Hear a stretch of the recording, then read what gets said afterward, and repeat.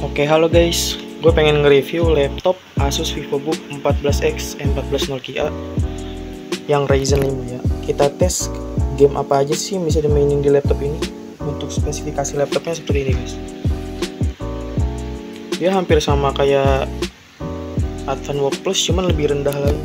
Kita coba bisa main game apa aja ya. Oke, kita masuk ke game yang pertama. Oke, untuk game pertama yang kita mainin itu Assassin's Creed Syndicate. Kita mainnya di laptop Asus VivoBook 14X M14 Nokia yang Ryzen 5 ya. Untuk settingan grafiknya kita lihat di sini option, ke video, ke display. Nah, untuk settingan layarnya screennya kayak gini ya.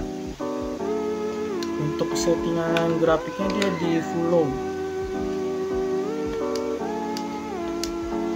Untuk berapa FPS yang kita dapatkan, bentar kita cek dulu ya.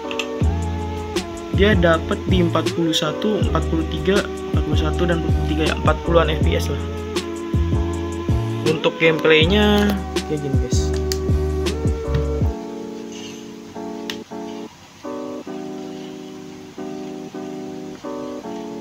Kurang lebih kayak gini ya. Soalnya mainnya cuma satu tangan doang.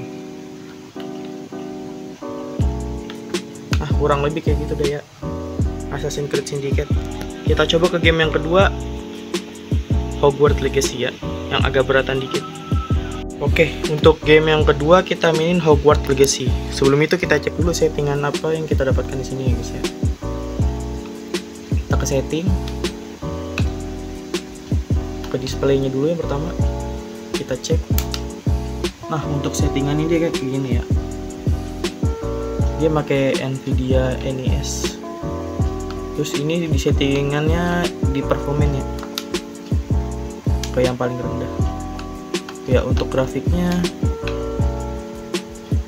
bentar, dia di full low untuk grafiknya, full low. Oke, kita cek FPS berapa yang didapetin guys.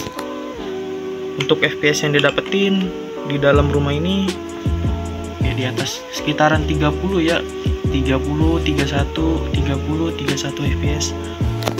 Untuk gameplaynya kurang lebih kayak gini guys.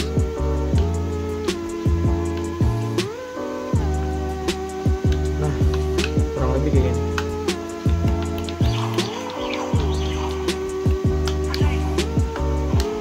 Nah, itu ya untuk gameplay dari Hogwarts Legacy. Kita lanjut ke game yang selanjutnya.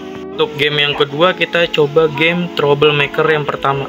Kita masih main di laptop yang sama ya, Asus VivoBook 14X yang Ryzen 5. Oke, untuk settingannya kita bisa lihat di tampilan grafiknya dulu. Kita main di medium. Untuk di tampilannya kita pakai resolusi yang paling rendah, enggak yang paling rendah juga sih, 854 kali 480p. Visimnya kita matiin. Untuk gameplaynya kurang lebih kayak gini guys.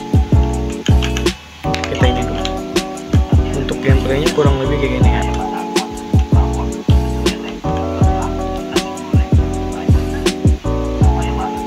Nah, untuk apa sih yang kita dapetin gitu frame rate nya, kita cek. Kita cuma dapat di 24 fps doang. Wah, bisa naik ternyata guys di 30 fps. Tapi sih yang paling bener sih kayaknya sih di 20 fps-an ya gameplaynya. Kurang lebih di 28 sampai 30-an fps dah grafiknya guys. Oke, kita lanjut ya ke game yang selanjutnya. Untuk game yang keempat kita mainin game Stray ya. Kita cek dulu settingannya dulu ya, ke grafik. Nah, untuk grafiknya dia kayak gini ya, di low dia. Untuk gameplaynya kurang lebih kayak gini.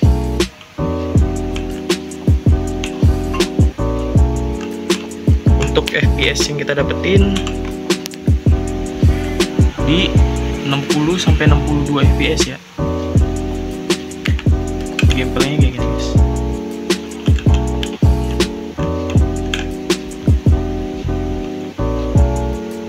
dia dapat di 60 sampai 62. Oh, ke 59 tadi tuh.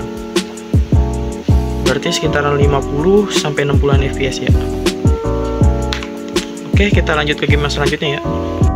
Oke, untuk game yang kelima yang kita mainin Ghost of Tsushima ya. Kita masih mainin di laptop yang sama juga. Kita cek settingannya ya. Untuk di displaynya kita dapatnya cuma di 800 kali 600p ya. Untuk di grafiknya kita di low dan very low dicampur ya. Oke, untuk gameplaynya kurang lebih kayak gini guys.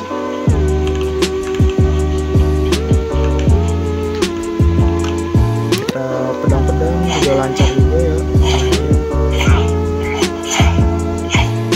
Nah, untuk grafiknya FPS-nya dia dapat di 49-50-an fps ya. Coba kita cek lagi. Nah, di 36 ternyata guys. Tadi itu gara-gara kita ke buka map ya. FPS yang bener ini guys, 39 sampai 40-an fps. 35 tuh dia drop. Oke, kira-kira segitulah ya. Kita main Ghost of Tsushima di laptop Asus VivoBook yang Ryzen 5. Kita ke game yang selanjutnya. Oke, untuk game selanjutnya yang kita mainkan GTA 5 ya. Kita masih main di laptop yang sama. Untuk FPS yang kita dapatkan di sini 40-an FPS. Untuk grafiknya kita cek dulu. Kita dapat di settingan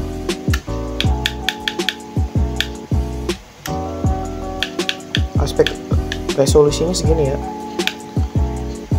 Untuk grafiknya kita dapat di normal campur ke high.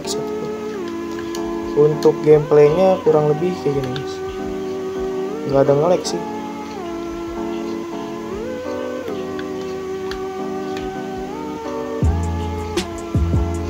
Oh, kurang lebih kayak gitu ya main GTA 5 di laptop ini. Kita lanjut ke game yang selanjutnya aja ya. Game ketujuh yang kita mainkan ya. Kita main Horizon Zero Dawn. Untuk grafiknya kita dapat di settingan. Oh, untuk displaynya kita bisa di performance, bisa juga di balance ya. Itu udah paling mentok. Untuk FPS limitnya di setel ke 30 fps. Untuk grafiknya dia di low. Udah paling low. Untuk FPS yang kita dapat dia dapat di 30 fps. Untuk gameplaynya kurang lebih kayak gini. Playable sih dia. Sama kayak GTA tadi.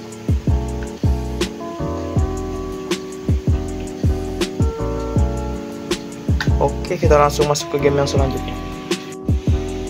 Untuk game terakhir yang kita mainin God of War Ragnarok. Ini jujur aja ya, di God of War Ragnarok ini nih emang dia rada berat banget. Laptopnya ini kurang angkat gitu ya. Tapi kalau kalian main di God of War yang 2018 itu playable banget. Kurang lebih gameplaynya kayak Horizon Zero Dawn yang sebelumnya, cuman lebih bagus lagi grafiknya. Untuk FPS yang kita dapat di sini kurang lebih cuman 20-an FPS doang tuh. 27 tuh. Kurang banget.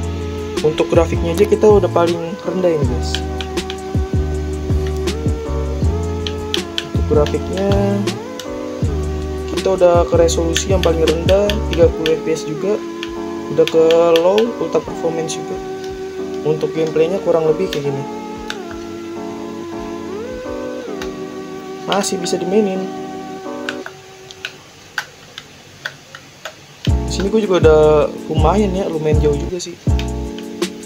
Cuman kalau untuk God of War yang Ragnarok sih kurang disaranin juga ya. Cuman kalau masih mau maksa main ya tergantung kalian aja. Cuman kalau buat God of War yang 2018 itu bisa banget dimainin di grafik low. Kurang lebih gameplaynya sama kayak Horizon Zero Dawn sebelumnya. Oke, segitu aja sih review dari laptop ini. Asus VivoBook 14X M14 Nokia yang Ryzen 5 guys. Oke, buat kalian yang mau rek game-game apa lagi gitu bisa komen di bawah aja ya.